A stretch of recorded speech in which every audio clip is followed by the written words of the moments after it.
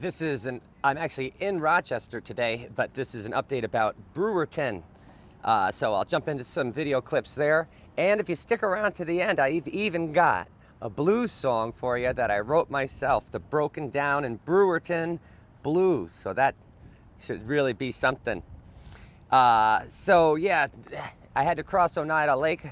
I got my butt handed to me on an 11-hour trip, lost my kayak, just got bashed around all over the place. This boat is just not designed to go through a lake, especially when, I don't know if you could see the water in this picture, but it was quite choppy like it is today, and it's just riding like a bucking bull. So I got in at 6:30. I took a nap till about 10 o'clock, and then people were around. I hate sleeping in the bottom of the boat when there's people walking by. So I went to the waterfront tavern, had some chicken fingers and a tiki drink, met some of the folks there, and I had an offer to spend the night at a man's house, George.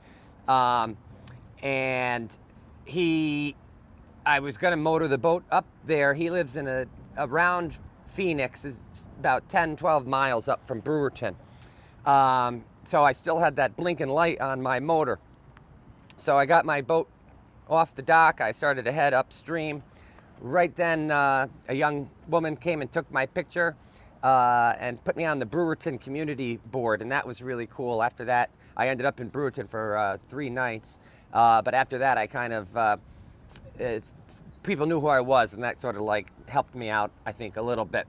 Anyway, I started to go upstream. I got this blinking motor. I'm not sure if it's working or overheating or what. So I was like, you know what, let me just use my gas motor. So I going upstream. Some folks on shore are like, there's a real bad storm coming in with like hail. You got to find a place to go. I'm like, geez Louise, I don't know, maybe I can find a bridge. I'm using my electric motor. It's going about, 0.2 miles an hour. And then the thing just poops the bed. This stupid electric remote control motor just is not, I'm not happy with it at all. Then I'm getting blown onto the shoreline, and it's just full of grass and seaweed. So I get blown into the seaweed. I'm like, well, I have no choice but to start my gas motor. So I start that up, and it's like I'm harvesting seaweed. I've just got so much seaweed stuff all over. And then I see the storm coming in like a black cloud, and I thought to myself, I think 3 problems is too many. So I turned around and I headed back to Brewerton. Was hoping maybe I would see that young lady maybe having lunch there, but she wasn't there, unfortunately. George was nice enough to come down, and he met me for a drink, saw the boat, and he actually brought me back up to his house. Had some delicious burgers, some shrimp cocktail, had met his dog, had a shower and a place to sleep. That was really nice after being kind of exhausted after my trip across the lake and only a few hours of sleep. The next day we went back to the boat, and he helped me figure out the oil situation. So that red blinking light, I think it turned out to just be an idiot light that tells you to change your oil after a certain number of hours. Well, I didn't know that. The only thing I could think of was I had put some oil in to top it off, but I didn't really check the level. I just figured, let me just put as much oil in as this thing wants. So I overfilled the oil. So we figured out that it was overfilled using the dipstick. So now I know how to use the dipstick to check the oil. And then we had to change out the oil. So I changed the oil out and learned how to do that. And then there was like a reset sequence that you have to use by like pushing the ignition button and pulling out the kill switch 3 times. That turned the red light off, and that was good. Well, then I had the only problem then was now I've got the boat, it's tied up to the docks, I've got it in neutral. When I would rev up the engine, it would go up and down. And I thought to myself, that's not good. I'm gonna maybe see if I can let this sit for a while. Maybe I got extra oil on something it shouldn't be on, and it's throwing something off. So, I was like, thanks, George. I'm just gonna hang out here and have lunch. So we went into the tavern there, had lunch, met a man named, let's see, who was the guy? I forgot his name now. I wrote it down right here. Well, Ted. I met Ted, and he had like a green boat that he's taken all the way down to Florida. Turns out he was from Horseshoe Island too, so him and George got talking. Some weirdo named Ray uh, started talking to me, offered me $3,000 to come on my boat with me. But I decided not to take him up on that offer. And it turns out later he walked out on his check. So yeah, maybe I have somewhat of a sense for when people are a little weird. Um, Andy was another nice guy. He bought me a martini, told me about local history, the Route 81 bridge, which you pass under as you come out of Oneida Lake, was new in like the 50s or whatever, turned the area into a bay when it used to be part of the lake. There's lots of Native American archaeological sites going down there.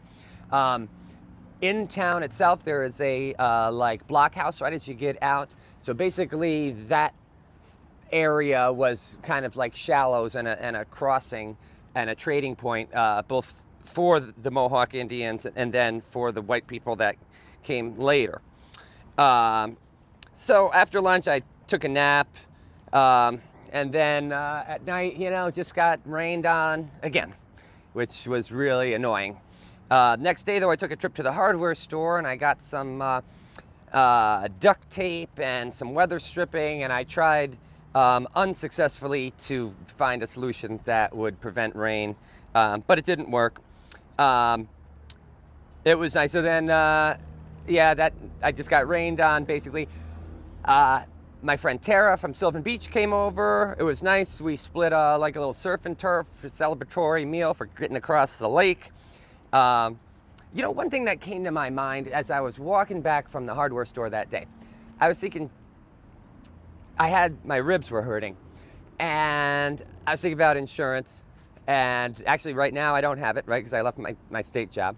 Gee, what if I needed insurance? And then I used to do insurance. I used to work at the legislature when we were implementing Obamacare, or the Affordable Care Act, and I was thinking, that probably cost the Democrats the next election, was the individual mandate. You can't have universal health care unless healthy people are buying insurance when they don't need it. Otherwise, you're going to have astronomical costs for insurance because only unhealthy people or people who are about to make a claim, get the coverage. It would be like if people only bought homeowners insurance right before they knew that their house was going to catch on fire, right? And I was thinking about that how unpopular that individual mandate was. People despised it.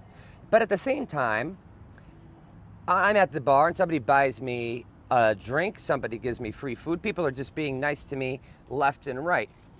It's like a disparity of generosity or empathy. And I was thinking, like, why is that? And I think it's kind of related to the same thing as road rage. When you can't see another person, you can't see the person that you're helping, a lot of people input negative traits to those people. They're lazy, they're not working, they're taking advantage of me. We live in a society that is based on transactions. Everything is transactional in American society. It's always been, right? Everything's a deal, right? And when government is facilitating the deal, you can't help, or a lot of people can't help but feel that they're adding inefficiencies, that they're making decisions that I wouldn't make. So people resented having that individual mandate, even though they might donate to somebody who is sick. They probably wouldn't donate the same amount that they pay for their individual mandate.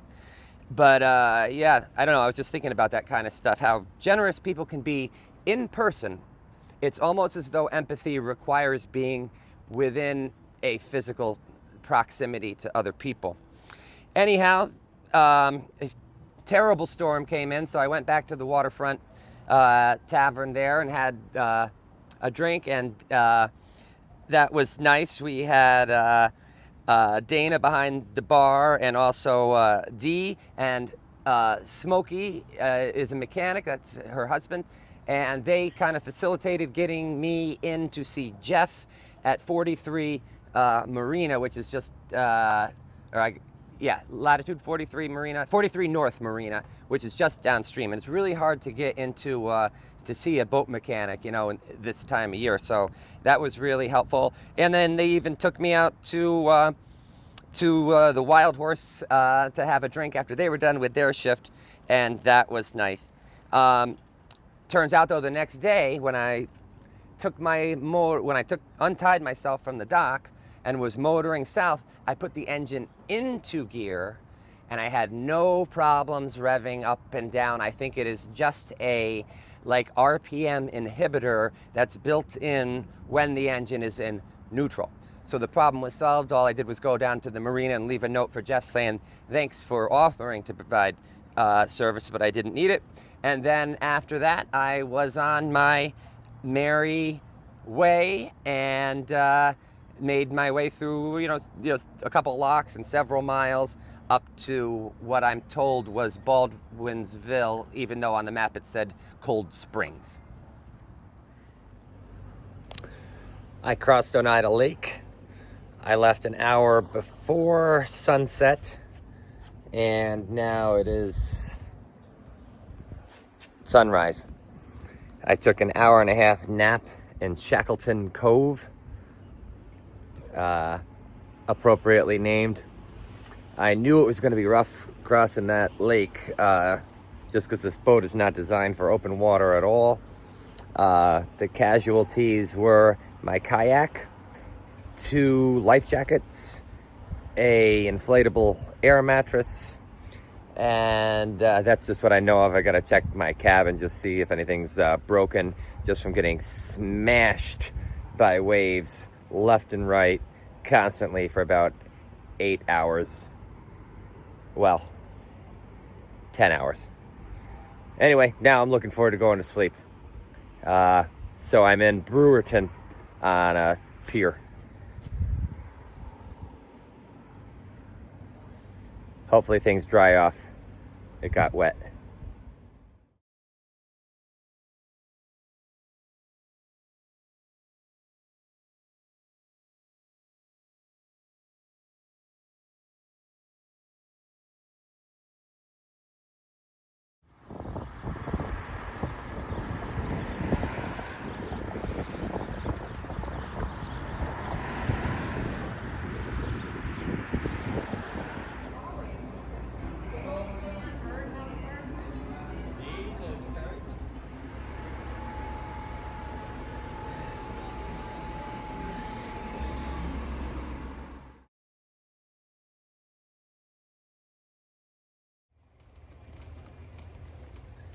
Nice rainbow after a storm, huh?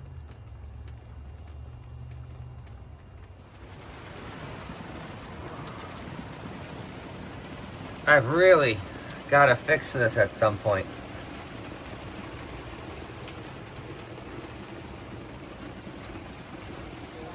Yeah, we got knack salad.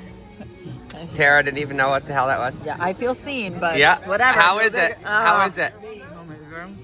And I'm putting a leaf on my steak to eat it like this. Like, check it out. Wait, I know. I'm like going under the lobster to get the spinach. Like, yeah, I mean, most people just think it's a garnish. no.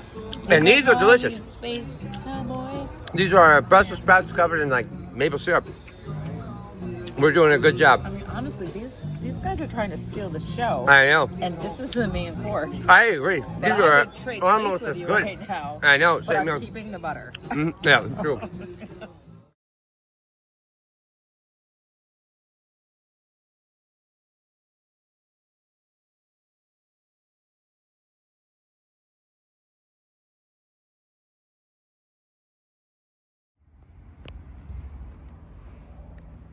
Beautiful sky in this direction. But as you turn here, geez, I feel like it's hard to get a more quintessential cumulus cloud, which are characteristically anvil shaped, than this one here. And when you zoom in, you can see the layers based on the air pressure. And that's obviously dropping some precipitation in that direction. Over here we got a few of these. I'm hoping this passes to the north so I don't have anything to worry about. But it's, gee, in person, it's worse looking. It's black. Black, black, black. The camera gives it this nice, beautiful blue color. In real life, it is scary as hell to see.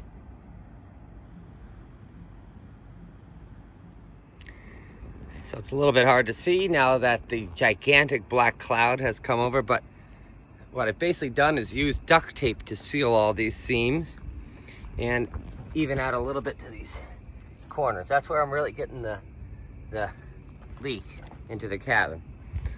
But this terrible storm has seemed to come over us and turn the day into night an hour ahead of time, and let's see if this prevents some of the water from coming in. Well, it's literally pouring rain out now. I am glad that I put these duct tape pieces up. It's like a tropical storm. I'm sure I'm gonna have a ton of water in the boat. But without that duct tape and stuff, I bet you it would have been a lot worse.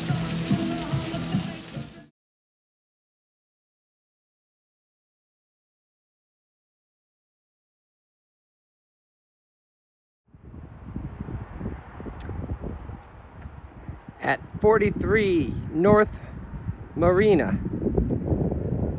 Boy, this is a big place. They sell boats. They fix boats. Boats stay here. Boats come out of the water here. Boats go into the water here. Everyone's been real friendly. Jeff, who works on boats, was going to look at my motor for me. But when I started it up this morning, I got no problems, so I'm just gonna get on my way.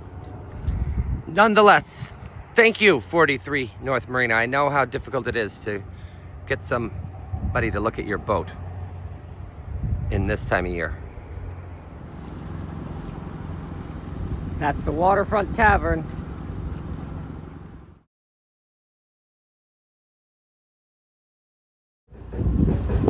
The Wild Horse. Closed that place down last night. Here we go. Limping into port after blowing my last fuse and burning every ounce of gas this 20 horse could use. Might have been a big mistake to try to cross Oneida Lake. I got the broken down in Brewerton blues. Tied up and got my bags unloaded onto a dock where 100 geese exploded. Sliding my dogs into a pair of wet shoes. I got the broken down in Brewerton blues. 500 paces to the Waterfront Tavern. 3 bars, 800 tables, it's like a cavern. Hey hostess, let me in. I need your booze. I got the broken down in Brewerton blues. The water's getting choppy. It's wrecking my jalopy. Got a dozen different options, but none that I would choose. I got the broken down in Brewerton blues. And now to end it like Nina Simone. Ba ba ba. Or like Melanie Safka. Fa la la la la la la la la. Or like Louis Armstrong. Good night, everybody. But I'm Dallas Trombley, so I'll end it like this. Boobly scoobly squiggly squaggly squawk zing zing zong.